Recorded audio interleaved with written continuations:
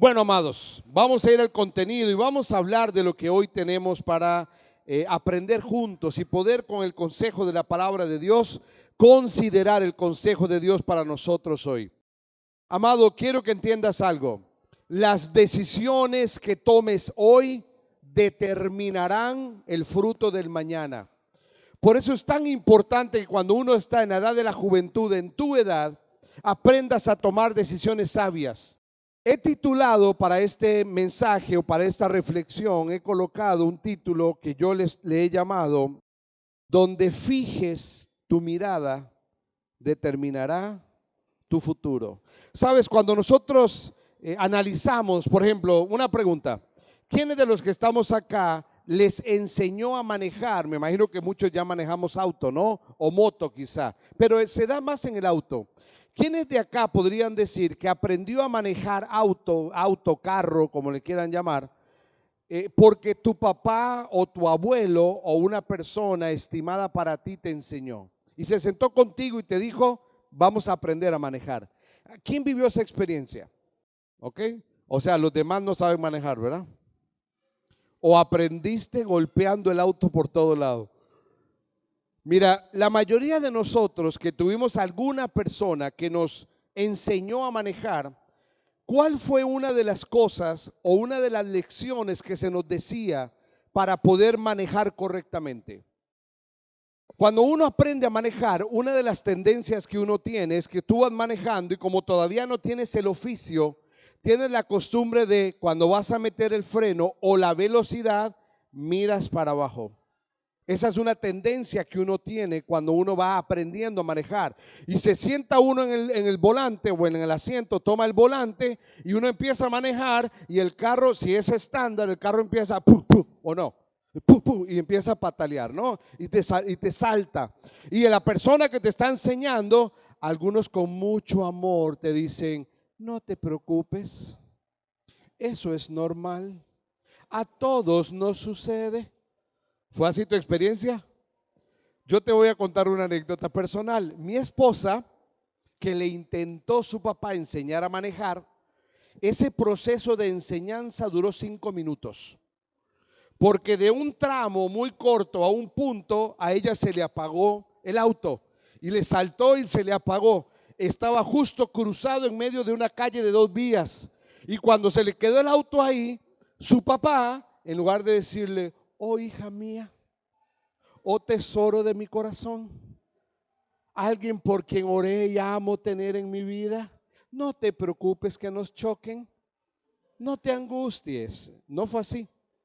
Él le dijo: ¿qué estás haciendo? No seas tan bruta, ¿qué haces? ¿Sabes qué hizo ella? Apagó, se bajó y se fue. Y si yo sé que si yo pido que levante la mano a alguno, quizás nos pasó algo parecido, que el que nos enseñó no nos tuvo mucha paciencia. Pero lo que quiero recordarte es algo importante. Más allá de que haya sido con o sin paciencia, hay una gran lección que alguien nos lo dijo algún momento. Te dijo: cuando estés manejando, no quites la mirada de adelante. Esa tendencia de bajar la mirada para tomar la palanca de velocidad, la persona te dijo: no hagas eso. Ten la mirada adelante.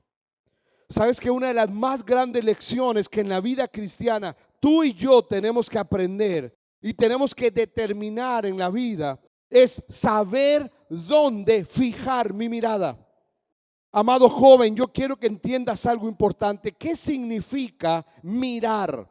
¿Qué significa fijar la mirada? Cuando nosotros hablamos de mirar, esto habla de centralizar todo lo que soy, centralizar mis motivaciones, centralizar mis intenciones, centralizar mis anhelos, mis planes en algo. Cuando yo fijo la mirada en algo, te voy a poner un ejemplo.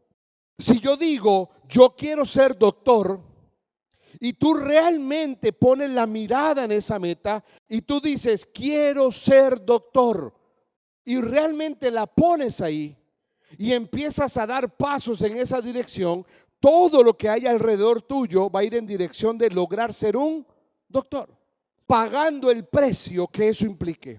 Pero si después del primer año de querer ser doctor y tener la mirada colocada en la universidad médica donde quieres graduarte como médico, si en medio de esa andar al primer año se te atraviesa una chica o a ti, señorita, se te atraviesa un muchacho y empieza a decirte, ¿para qué vas a ser doctor? Yo puedo enseñarte los propósitos de la vida.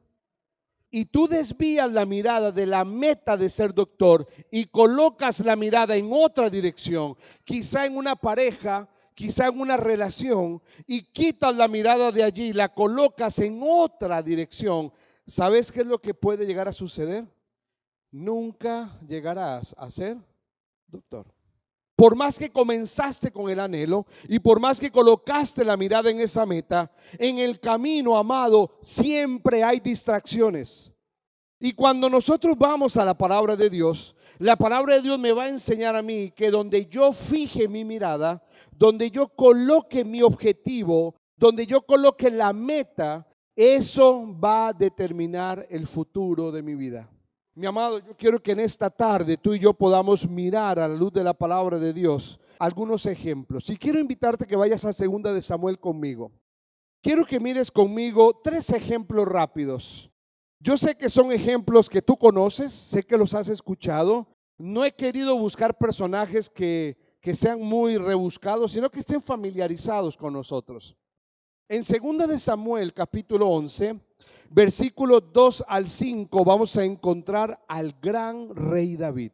Este tremendo hombre de Dios, este hombre que la misma palabra de Dios dice que era un hombre conforme al corazón de Dios.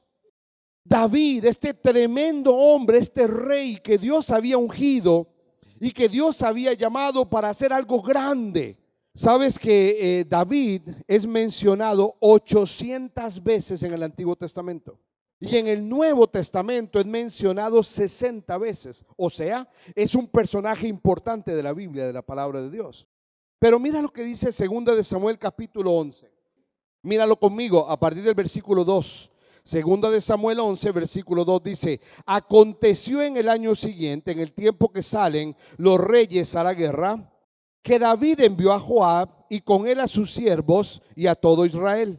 Y destruyeron a los amonitas y sitiaron a Rabá, pero David se quedó en Jerusalén. Y sucedió un día que al caer la tarde, que se levantó David de su lecho y se paseaba sobre el terrado en la casa real, vio, ¿qué hizo? Fijó la mirada. Vio desde el terrado a una mujer que se estaba bañando, la cual era muy hermosa, y envió David a preguntar a aquella mujer y le dijeron: aquella es Betsabé, la hija de Eliam, mujer de Urías Eteo.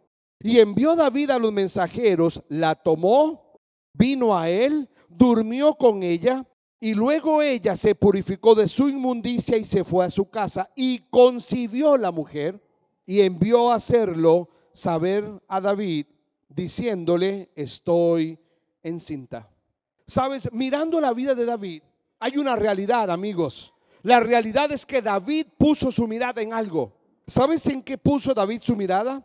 David colocó su mirada en sus placeres, en sus deleites, en aquello que le atraía, en aquello que lo seducía, en su pecado. Mi amado, todos nosotros estamos llenos de deleites y placeres. El que diga que no ha luchado en alguna etapa de su vida con deleites o placeres es mentiroso. Porque los placeres y el deleite son parte de la vida. Tú y yo vamos por la carretera y vemos elementos en la carretera que nos tratan de seducir, nos tratan de atraer. Los placeres y los deleites están allí, están a la oferta diaria. Pero mi amado, aquí hay algo importante que entender de David. David tuvo la oportunidad de quitar la mirada de los deleites y placeres y tuvo la oportunidad de colocarla en algo diferente. Hay muchos elementos de la vida de David que no podemos profundizar mucho. Pero David era el rey, él tenía que haber salido a la guerra, no salió, se quedó en la comodidad de la casa y luego mirando por el terrado vio a una mujer hermosa en el terrado allá afuera, la miró y dijo: wow, qué mujer hermosa. ¿Sabes qué despertó eso en David? Sus deleites. Despertó el deseo, el placer del pecado, lo despertó. ¿Y sabes qué es lo interesante con esto? que si tú y yo fuéramos David, nos hubiera pasado lo mismo. El mirar algo que es hermoso y sentir que se activa el deseo, se activa el deleite. En ese momento David tenía la oportunidad de tomar una decisión sabia. Él pudo cerrar sus ojos y decir: no puedo mirarla, no es mi mujer. Ella es la mujer de otro. Ella pertenece a otro. Sin embargo, como David fijó su mirada en el deleite, dio pasos detrás de ello. La trajo, tuvo sexo con ella, la embarazó y sabes, la historia es más larga aún. La historia inclusive relata y cuenta que David, para tratar de tapar su pecado, trajo al esposo de ella de la guerra, le dijo: ándate a dormir a tu casa y quédate con tu mujer. ¿Sabe qué estaba haciendo David? Estaba intentando tapar su pecado con otro pecado. Amados, David puso su mirada en sus deleites. Mira el segundo ejemplo. Anda por favor conmigo a Éxodo capítulo 4. En Éxodo capítulo 4 tenemos un segundo ejemplo. El primero es David. ¿En dónde puso David su mirada? ¿Dónde fijó David su mirada? En los deleites y los placeres. Pero ahora tenemos un líder, un tremendo líder, Moisés. En Éxodo capítulo 4, a partir del versículo 10, vamos a encontrar a este tremendo líder, Moisés. Un hombre que Dios levantó para que fuera el libertador de Israel. Dios llama a Moisés y le dice: quiero que seas el que saques a Israel de la esclavitud. ¿Sabes que la figura de Moisés va más allá de libertar a Israel? La figura de Moisés se le conoce como una tipología de Cristo. ¿Qué es una tipología de Cristo? Es el modelo redentor, es el modelo de poder rescatar de la esclavitud y traer a la libertad, que era la obra que Cristo iba a hacer después. Cuando miramos la vida de Moisés, es como mirar un anticipo de quién era Cristo o de quién sería Cristo. Y entonces, mirando a Moisés, vemos a un hombre privilegiado que Dios llama para hacer una gran obra. Pero mira lo que sucede en el versículo 10 de Éxodo capítulo 4. ¿La tienes conmigo? Entonces dijo Moisés a Jehová: ay, Señor, nunca he sido hombre de fácil palabra, ni antes ni desde que tú hablas a tu siervo, porque soy. Mira que esto es un autocalificativo. ¿A dónde colocó la mirada Moisés? La colocó mirándose a sí mismo. Y mira lo que dice: soy. Él se define a sí mismo: tardo en el habla, torpe de lengua. Y Jehová le responde: ¿quién le dio la boca al hombre? ¿O quién le dio la boca al mudo, al sordo, al que ve, al ciego? ¿No soy yo Jehová? Ahora pues, ve y estaré con tu boca y enseñaré lo que has de hablar. Amado, cuando Dios llama, Dios capacita. Cuando Dios llama, Dios abre las puertas. Cuando Dios llama, Dios guía.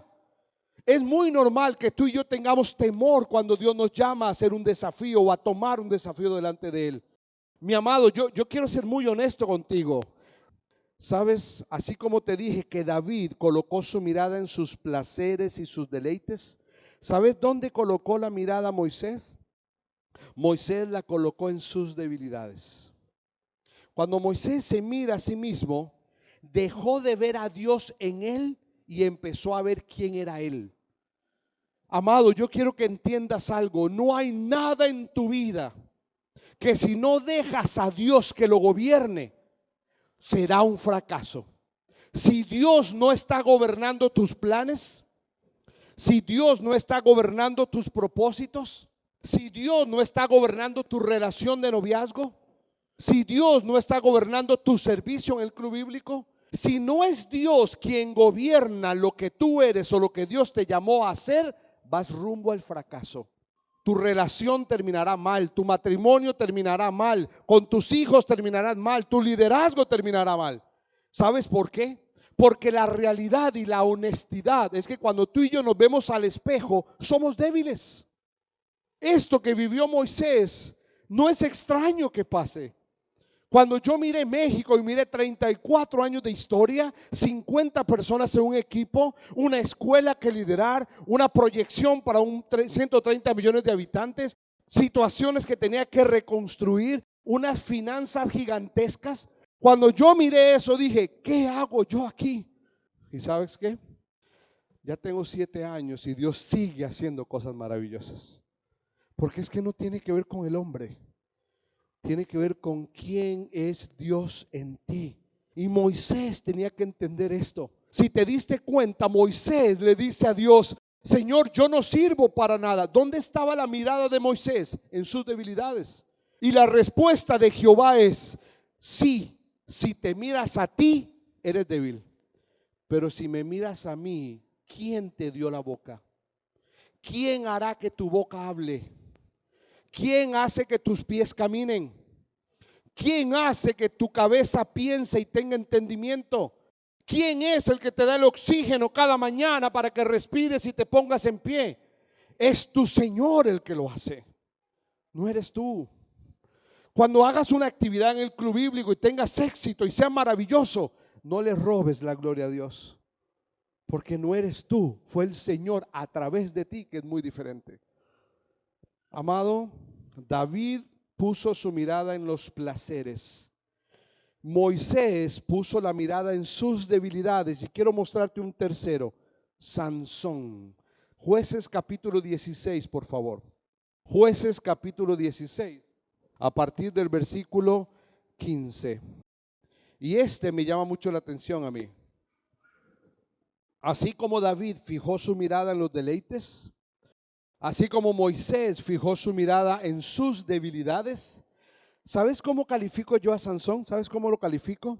Sansón fue el siervo de Dios que puso su mirada en lo que él quería hacer, no lo que Dios le pedía.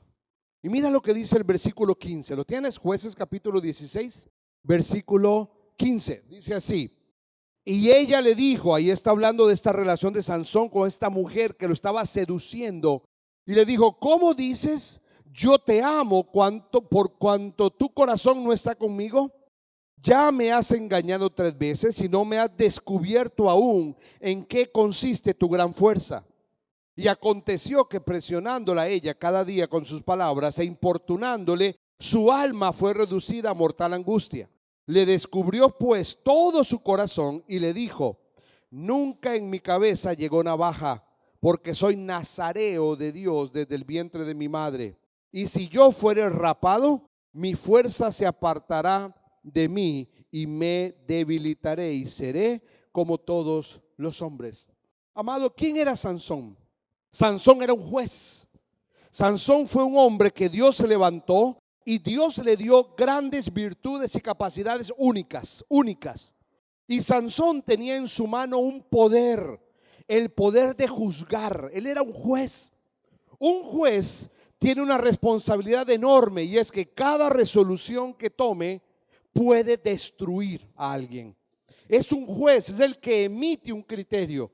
Y este hombre tenía solamente que respetar 3 cosas. ¿Sabes qué es lo que tenía que respetar un nazareo? ¿Sabes? Eran 3. ¿Te acuerdas? Correcto, no tocar un ser muerto. No tener contacto con un ser muerto era una. Otra, no podía embriagarse, no tenía que tomar algo fermentado, no podía embriagarse. Tercero, no cortarse el cabello. Él no podía cortarse el cabello. En el cabello de Sansón descansaba la virtud que Dios le había dado. ¿Sabes qué miro yo en Sansón? Que Sansón dejó de lado la obediencia. Sansón se olvidó de qué quería Dios. Sansón sabía, no es un problema intelectual. Amado, quiero que me prestes atención aquí y entiendas esto. La mayoría de nuestros problemas de desobediencia no son por ignorancia. Son porque eso que conocemos no lo queremos obedecer, pero lo sabemos. ¿Cuántas veces tu pastor te lo ha predicado en el púlpito? ¿Cuántas veces tu líder de jóvenes lo ha dicho? ¿Cuántas veces el misionero te lo ha aconsejado? ¿Cuántas veces lo has leído en la Biblia? ¿Cuántas veces Dios te lo ha dicho? No es un problema de ignorancia. Sansón no era ignorante, Sansón sabía. Sin embargo, para Sansón fue más valioso lo que esta mujer le pedía que la obediencia a Dios. Mi amado, yo te estoy dejando 3 ejemplos para que entiendas que donde uno fije la mirada, determina el futuro. Si tú fijas tu mirada en tus deleites, si tu mirada está colocada en los placeres, ahí será el destino de tu vida. Si tu mirada está colocada en tus debilidades, si tu mirada está colocada en tus luchas, nunca harás nada para el Señor, porque siempre serás, según tu juicio, incapaz. Y la verdad es que lo somos. Por eso tenemos que aprender a vernos a través del Señor. Pero si tú colocas tu mirada en la necedad, en la desobediencia, en no escuchar con amor la palabra de Dios y ser obediente a Él, nos va a pasar la de Sansón, que terminaremos entregando lo más valioso que Dios nos ha dado. Amados, ¿sabes por qué estos hombres fallaron? Cada uno de ellos, y hay muchos más que podríamos hablar. Pero ¿sabes por qué fallaron? Porque colocaron su mirada en la mentira, colocaron la mirada en la desobediencia, colocaron su mirada en el miedo, colocaron su mirada en la carnalidad, colocaron la mirada en la idolatría, colocaron la mirada en la necedad. Su mirada la colocaron en el lugar incorrecto. Y yo te quiero preguntar, porque quiero cerrar con 2 consejos para ti en esta tarde. Yo te quiero hacer una pregunta. ¿En dónde está tu mirada hoy? ¿En dónde? ¿En dónde la tienes? ¿En dónde estás fijando tu mirada? ¿Qué es aquello que te está seduciendo? Que tu mirada está allí y probablemente te está llevando en una dirección de destrucción. ¿En dónde tienes tu mirada hoy? ¿La tienes colocada en el dinero? ¿La tienes colocada en una relación de pareja? ¿La tienes colocada en algún apetito sexual? ¿La tienes colocada quizá en la pornografía? ¿La tienes colocada en alguna práctica que solo tú conoces en tu intimidad? ¿La tienes colocada en la fornicación? Mírame, yo te estoy hablando de frente. Mírame. Yo sé lo que es caminar tu edad. Y sé todo lo que uno lucha en esta edad. ¿Dónde está tu mirada colocada? Yo quiero ir cerrando con 2 consejos. Hebreos capítulo 12, versículo 2, que es un versículo muy conocido, dice: puestos los ojos en Jesús. Amados, ¿sabes que esta palabrita, puestos, el verbo de acción de poner en el griego original habla de mirar intensamente? Habla de colocar la mirada fija en algo sin despegarla de ahí, con una intensidad tal que es evidente que eso que estás viendo te tiene atrapado. Y dice que donde mi mirada debe estar puesta, que me tiene atrapado, dice, es Jesús. Dice: fija tu mirada, mira intensamente al que te ha redimido. Míralo, pon la mirada. ¿Alguna vez te ha pasado? Me imagino que sí. ¿Te ha pasado que tu mamá, con solo una mirada, escuchaste la lista de regaños? Tu mamá no necesita mandarte un WhatsApp, ni mandarte un email. Una mirada basta. Mirar intensamente. Cuando tu mamá te mira así y tú te arrugas, porque sabes lo que esa mirada significa. Ese tipo de mirada, esa mirada penetrante, esa mirada cautivante, es la que la palabra de Dios me dice yo debo tener por el Señor. Mi mirada debe estar clavada en la persona de Cristo. Ese que murió por mí, derramó su sangre y me ha redimido. Ahí debe estar mi mirada. Ahí debe estar intensamente la atención de mi vida. Y yo quiero cerrar con 2 consejos. El primer consejo: ¿qué es mirar a Jesús? ¿Qué es aprender a colocar mi mirada en Cristo? Sabes que el primer consejo que yo te quiero dejar hoy es que aprender a colocar mi mirada en Cristo necesita o requiere aprender a confiar en Él. Muchos de nosotros en la juventud de Cristo solo conocemos elementos intelectuales. La información que nos llega en el club bíblico, la información que el pastor predica el domingo, pero no necesariamente esa información que me llega está llevando mi corazón a una plena confianza en Él. ¿Qué significa confiar en Él?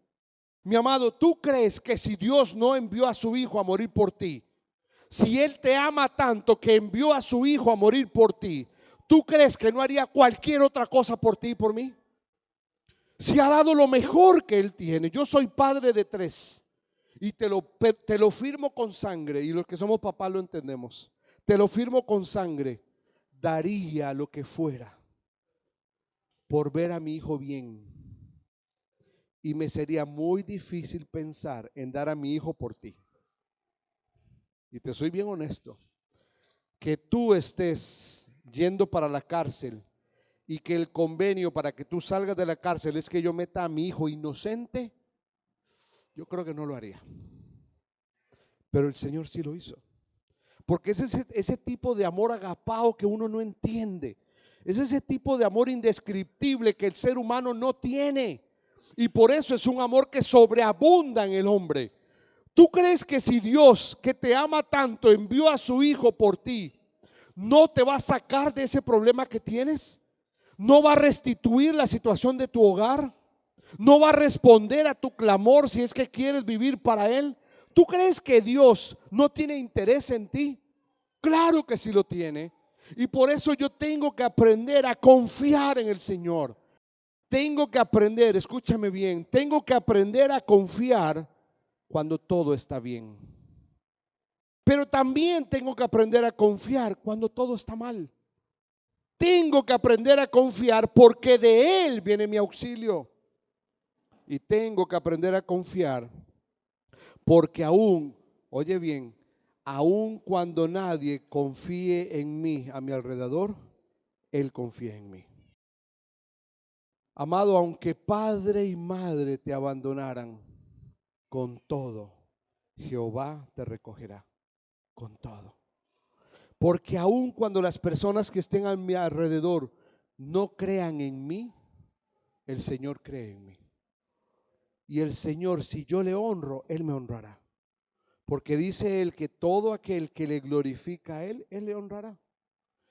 Mi amado, aprender a colocar mi mirada en el Señor tiene que ver con aprender a conocer quién Él es, que me lleva a confiar en Él y a descansar en Él.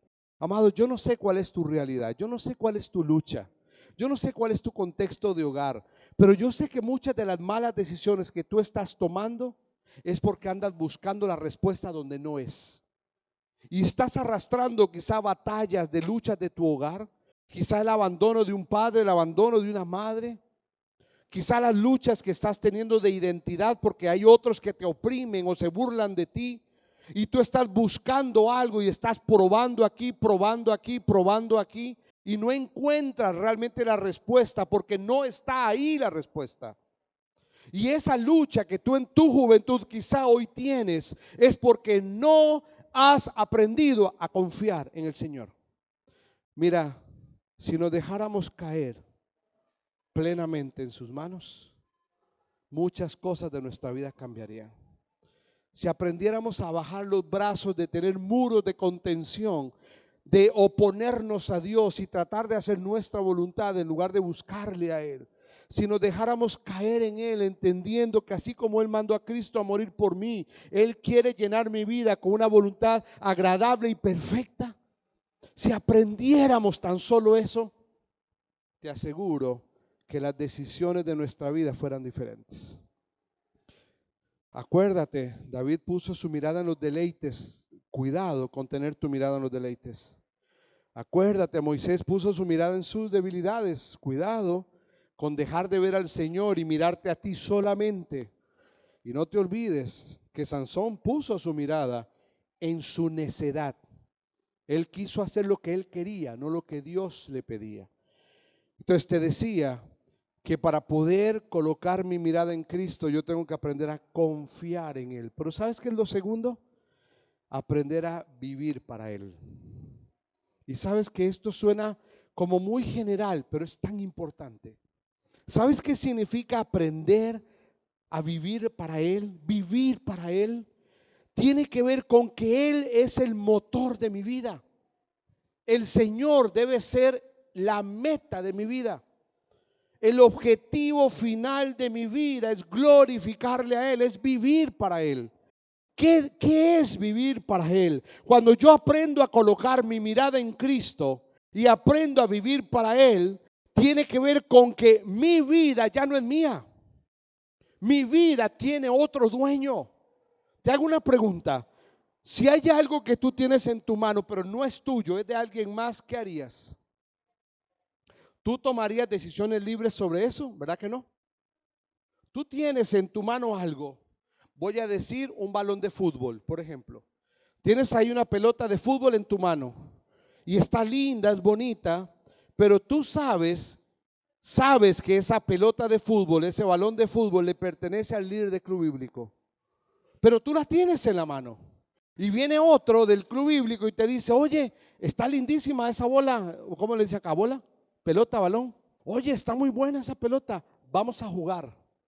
Y tú estás parado con la pelota en la mano. Y él te dice, vamos a jugar, vamos a jugar, echémonos un partidito. Y la tienes en tu mano, pero ¿qué sabes en tu cabeza? Que no es tuya. Y por cuanto no es tuya, no tienes la libertad para decidir. Lo que quiero que me entiendas es que cuando mi vida no es mía, ya yo no la gobierno. Cuando mi vida está en las manos de mi Señor, cuando mi vida pertenece a mi Señor, yo ya no soy el dueño. Mi vida pertenece a Él. Por eso, si yo voy a tomar una decisión, necesito ir al dueño, para que el dueño me diga qué debo hacer. Tú tendrías que ir con esa pelota al líder del club bíblico y decirle, oye, Juan me está diciendo que nos echemos un partido. ¿Puedo? Y si el dueño de la pelota te dice, dale, ¿qué sucede? Dale. Pero si el dueño de la pelota te dice, no, ¿qué significa eso? No. A veces el problema es que tú y yo conocemos al Señor, pero no vivimos para Él. Amado, vivir para el Señor tiene que ver con que Él debe gobernar las decisiones de mi vida. Él debe gobernar las amistades de mi vida. Él debe gobernar la forma a través de la cual haré un noviazgo en mi vida. Él debe gobernar mis metas y objetivos en la vida. Él debe gobernar todo en mi vida. Amado, ¿dónde tienes tu mirada? ¿Dónde tienes colocada tu mirada hoy? Porque donde tú fijes tu mirada, determinará tu futuro. Y quiero que entiendas algo importante. Deja de echarle la culpa a otros. Nosotros somos responsables de las decisiones que tomamos. Cada uno de nosotros escucha el consejo y decide qué hacer con el consejo. El resultado de nuestras decisiones lo que van reflejando es dónde está colocada mi mirada. Solo recuerda, para terminar, David puso su mirada ¿dónde? En sus deleites, en sus pasiones. Cuidado con que tú estés colocando tu mirada en darle rienda suelta a tus deleites pasionales. Cuidado. Si lo has estado haciendo, frena. Porque si no frenas, te terminarás quemando. Recuerda, Moisés puso su mirada ¿dónde? En sus debilidades. ¿Estás luchando con algún problema de identidad? Amada señorita, tú no necesitas la aprobación del hombre para ser hermosa. No lo necesitas. Tú eres hermosa por el diseño de Dios en tu vida. Tú no necesitas, caballero, mostrarte masculino destruyendo la vida de señorita. No necesitas.